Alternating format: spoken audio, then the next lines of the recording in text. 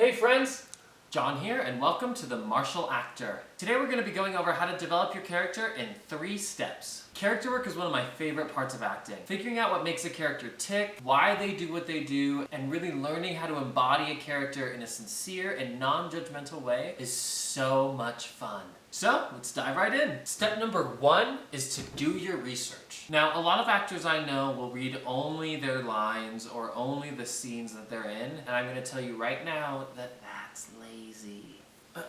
Part of doing your research is reading the whole script. Unless you're given a very specific directive or there's a very particular reason, you should always read the whole piece. Oftentimes you can learn a lot about your character from 1, what other characters are saying or thinking about your character, and 2, why your character was absent from specific scenes. In any specific narrative piece, the characters either serve the story or the story serves the characters. Either way, if you don't know the whole story, you're not going to know how your character fits into the larger scheme of things. Another part of doing your research is being aware of your context. When is it? Where is it? What's the cultural norm for when and where it is? Is your production framing the material in a certain way? Are they trying to put a certain twist on it? You need to be aware of what your context is in order to craft a fully fleshed out character. Step number 2 is to do your homework.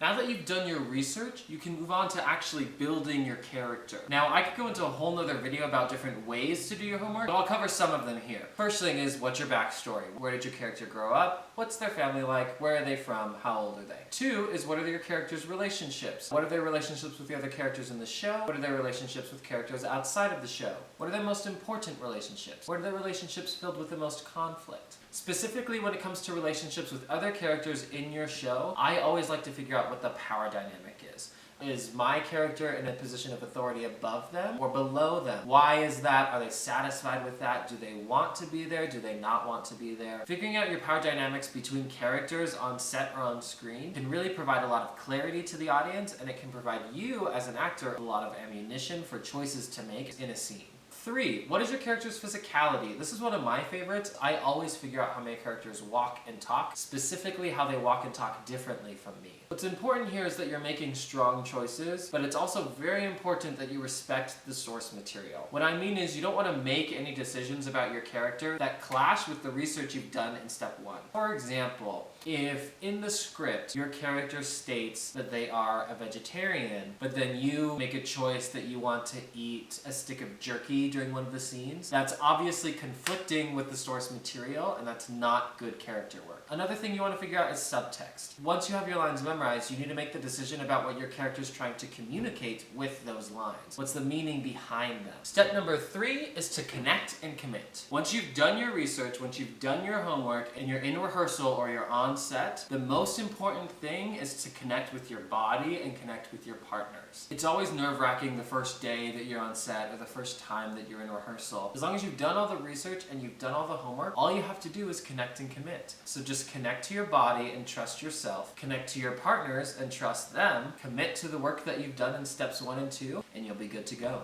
Alright, that's it for today, so take care of yourself, take care of each other, and I will see you next time!